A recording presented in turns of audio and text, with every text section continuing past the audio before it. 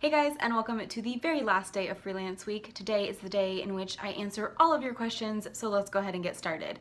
Now, I have printed out all of the questions here, but first I wanted to touch on what was definitely the most commonly asked question, and that was how to find freelance jobs or how to land your first client. Now, I have mentioned before that I've been incredibly lucky and that all of my work has come to me, so I feel like I'm not going to have a ton of great advice. However, there are a few kind of general things I think I can let you guys know about, and then a few things that I think you can do to just kind of put yourself out there. Now, first of all, I think you can always start off with a Google search. You can find a ton of great resources that way. Even if you're not finding individual job listings, you'll find that there are a ton of freelance job board type websites where people go looking for all kinds of different freelancers, and I will link a blog post that Elena Kane did on 5 free job sites that are specifically centering around freelance gigs. If you are a freelance writer, another great resource is the Twitter account Write Jobs. They also have a website where they basically curate freelance writing job posts. So they pull from Craigslist, from all over the world, they pull from different job board sites, and they do kind of the dirty work of sorting through which posts are legit and which aren't. So I think that is a really great resource. Of course, part of being a freelancer is that you have the wonderful and terrifying ability to cold pitch to publications and companies and say, hey, what's up? I really like what you're doing, and these are my skills, and I would love to work with you in the future. Now, obviously this can be terrifying, and no, this won't always turn into a great opportunity, but I also think that it doesn't ever hurt to ask. If anything, you're gonna show that you are ambitious, that you are proactive, and who knows, if they don't have something for you at this moment in time, always, respond to that rejection email with, okay, thank you very much for considering me, thanks for spending the time on this email, and just please keep me in mind for any future work opportunities. And as for how to get yourself out there offline, I would say my biggest piece of advice would just be to tell everybody that you are now working freelance and that you would love to work with anybody. Chances are somebody is going to work for some company where they're going to need a consultant on some project, and then you have a foot in the door. And I just think that for me, that's where all of my work has come from, really, is just telling people in my existing circle of friends and acquaintances and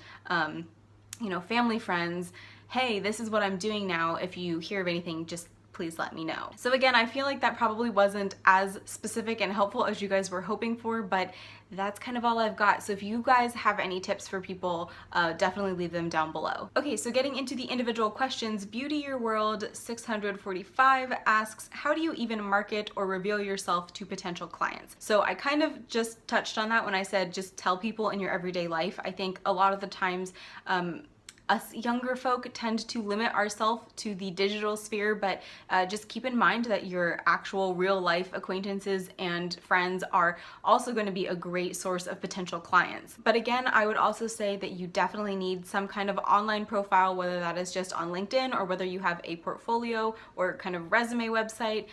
Be sure to link examples of your work or upload examples of your work so that people can get a sense of your skills and your style. And I would say that you should definitely link that in your Twitter bio. If you have one, you should link that in your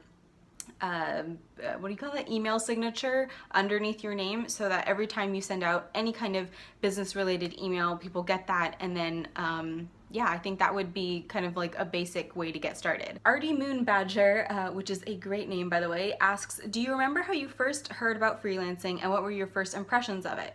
Also, what do you think are good qualities to have as a freelancer, e.g. confidence, patience, etc.? I mentioned this briefly before, but my mom has been a small business owner for over a decade, so I grew up watching her work for herself, and it was kind of a given to me that you could work for yourself, and not only could you enjoy what you were doing and have a flexible schedule, but you could actually make really good money doing it. As for qualities I think for good freelancers, I would definitely say it helps to be a proactive person, and I would actually go so far as to say that if you are the kind of person that likes to sit back and let life happen to you, you're probably not going to do very well freelancing. Being self-sufficient is a really great thing as a freelancer because obviously you don't necessarily have a whole support team, at least at first. Bree Hill asks, as a freelance writer, how do you juggle the workload between clients, and where do you see yourself as a freelance writer in the next 5 years? So first of all, I would say for me, it's pretty easy to balance my clients because, like I said, I have 3 days at my one client's office. So those are the 3 days that I'm hardcore working on their stuff, and then the other 2 days of the week I kind of will work on their stuff for a few hours if I have time, but generally speaking I work on my other client work then. And so far, just based on how much work I have with each, that has been a totally doable and manageable breakdown. As for where I see myself in the next 5 years, hopefully I am still freelancing because, like I have mentioned before on the channel, I'm really interested in becoming an author. So I like that freelancing would give me, you know, an income by which to support myself while working on things. Just a heads up, I'm going to butcher you guys' names, but Chris Kuserzen asked, how do you maintain a work-non-work balance while sharing the same psychological space for both? Do you find yourself lagging into poor habits like laziness because you are at home and there is effectively no loading screen between work and home? You mentioned changing clothes and changing rooms or working space. Any other tips? So some of you guys were commenting on my day in the life vlog saying, oh, you look so organized and you're so productive and all that, but the truth is that that doesn't happen every single day. I definitely have my days where I sleep too late, or I take too long doing one thing, or kind of get distracted and am not very productive, and that's totally okay. For me, I think what really helps is having a strict schedule. So when I work from home, I generally get up, do my food and exercise and all that, and then start work at 10 and then go till about 5 or 6, depending on how much work I have to do that day. And I'm really strict about that. Like, that is work time. That is when I am getting shit done. I know you're thinking I'm at home, I can be a little bit more relaxed with my schedule, but no, actually being a freelancer is having a lot of discipline. I would also say that it might help if you get out of the house to do your fun or relaxation time, at least when you're first getting started freelancing and you're not quite so disciplined, because having that distinction between, you know, I've been working inside all day and now I'm gonna go outside and relax can be quite helpful. True Friends Are a Gift asks, really nice informative video in a fun way. Thank you. I was wondering how far you usually want to travel for freelancing jobs, and are you planning to have some clients abroad as well? So I currently travel about half an hour to my one client's office, and while coming back can be worse because they are located in a beach town, and especially this time of year the traffic is awful. I think that's a totally manageable amount. I would actually be willing to drive up to LA if I had the right freelance job, which is about 2 hours away from where I live currently. So I think it really depends on the job. However, a lot of the times commuting is not necessary, which is thanks to modern technology, and that is how I work with April Magazine. Like I said, they are based in Korea and I'm based in California. So yes, I do already have one foreign client, and it just so happens to be an English language website, so that's how that works. Mug of Rituals asks, how did you create a portfolio, or what type of work samples did you submit or would recommend others to submit? Again, talking mainly to freelance writers because that is what I know, but if you are in school right now, you have a million opportunities to create great writing samples. Just focus on your schoolwork, focus on the writing that you have to do for class, and make that the most polished, best thing that you can so that you can use it in the future. Molly Reeds asks, my question for you is, do you ever work at coffee shops or libraries, or do you feel like you can only focus at your home office? Now, I definitely am more productive when I am at home. I tend to like to people watch, so when I'm in public, I am not quite as productive. However, if I'm doing stuff for April Magazine, like writing a review or doing a newsletter or whatever, I definitely do occasionally work out and about. I really like working at my local library because they have a great outdoor patio space. But if I'm doing my environmental job, I definitely need to be home because I have to spread out and have all these cables and cords, and it's just too much of a hassle to bring all of that outside. The Story Magpie had quite a few questions, so here they are. Is it more difficult to learn on the job due to less contact or guidance? How confident were you when starting out that you had the skills to do the job you were given? And do you ever say no to work or feel like you've bitten off more than you can chew? So starting with whether or not it's harder to learn a job based on the fact that you are not necessarily in immediate proximity with who you are working with, I would say it probably depends on who you are. Personally, I learned really well on my own, and I learned really well through reading. So when I needed to learn new skills like SEO or some basic HTML coding, I just literally went online and read a bunch of like mini e-courses and things like that. It depends on who you're working with as well. So they might actually want you to come in to a training session, or they might do kind of like a webinar training if it's something really, really specific. But I think for the most part, you're going to be working in a field that you're pretty familiar with. Otherwise, that wouldn't be your freelance area. So I would say no, not in my experience. It hasn't been that hard to pick up new skills on the job. As for saying no to work, I haven't really had this problem yet so far, but I have definitely had to move things around and ask for extensions a few times. Generally, I'm pretty good at figuring out how much I can get done in a specific amount of time, but sometimes when I mismanage my time, it definitely does feel like I took on a little bit too much. Shani M asks, how do you deal with procrastination? It's my worst enemy. Well, let me tell you, I am definitely a procrastinator at heart, and I was really, really bad about it when I was in school.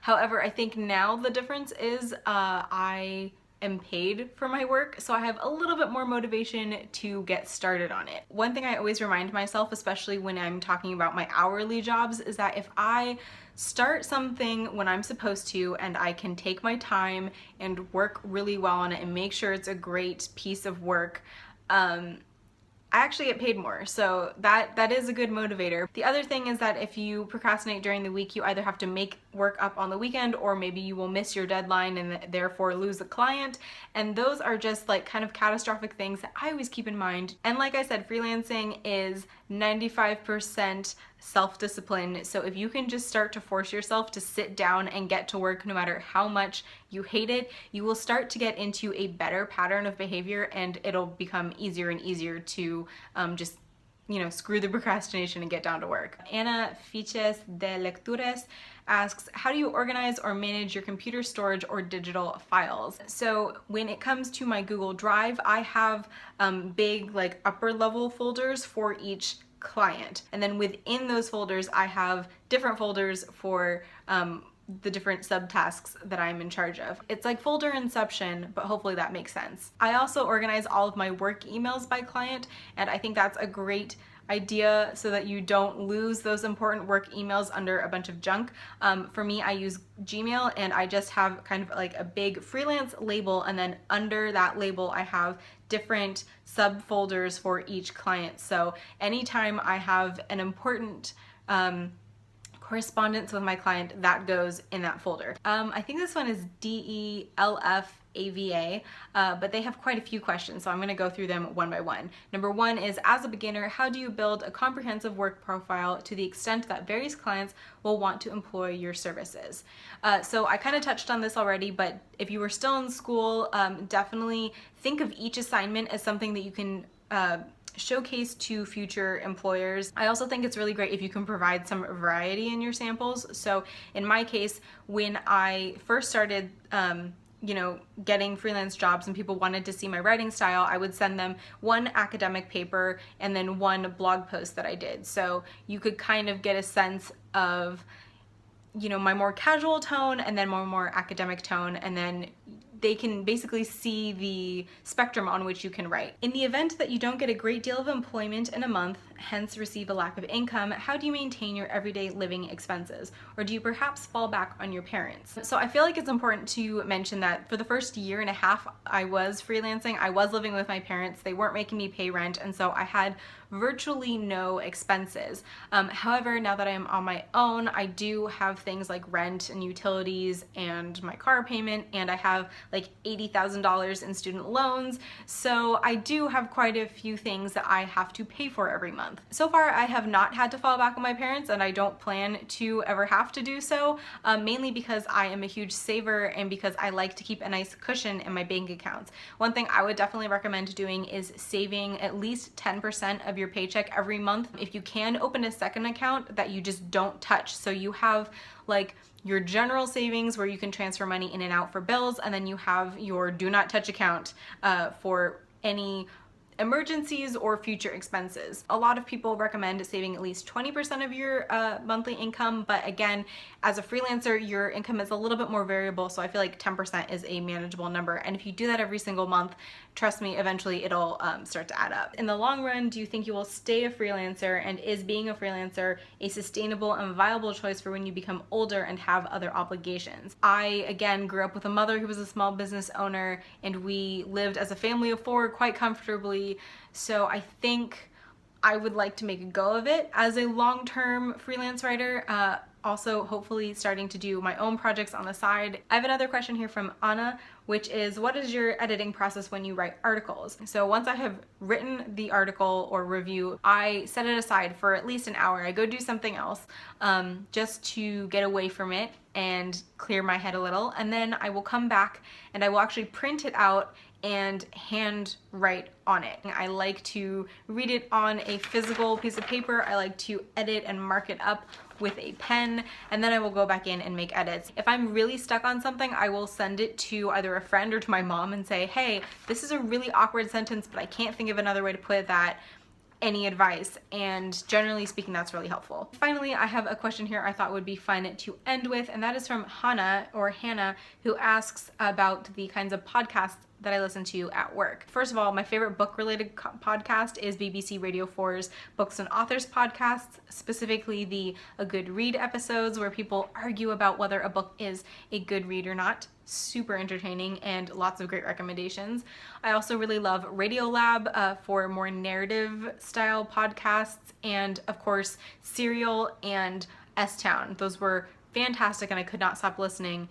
And seriously, Serial, where are you? Come back, I need more. If you'd like to support another booktuber and learn more about freelancing, I would definitely suggest the Portrait of a Freelancer podcast that the amazing Ariel Bissett does. If you're into identity studies, if you're into what it means to be intercultural in America, definitely check out NPR's Code Switch. They have so many episodes that I'm listening to and I don't even realize it, but I'm just sitting there typing and like nodding. I'm like, yes, yes, preach. And then for some more fun podcasts, I love the Myths and Legends podcast, which if you are a fan of Jen Campbell and you like to hear kind of the history and development of different fairy tales and myths, I think you will love.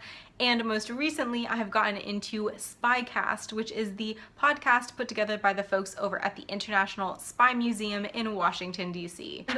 That is it. That is all of the questions that I received on this week of freelance videos. So thank you guys so much for watching. I hope some of these answers were helpful for you guys. And if you feel like you could answer any of these questions better than I can, again, feel free to leave your answers down in the comments below. Apologies that I have been really bad about answering non-question comments this week, but it's been difficult to get a video up every single day while working. So I will be getting to your comments sometime this weekend. But again, if you have other questions, leave them here and maybe I will do another one of these later down the line. But for today, that is all I have, and for this week, thank you so much for watching. I hope you enjoyed the videos, I hope you learned something, and I hope these were helpful for you guys, and I will see you next time. Bye!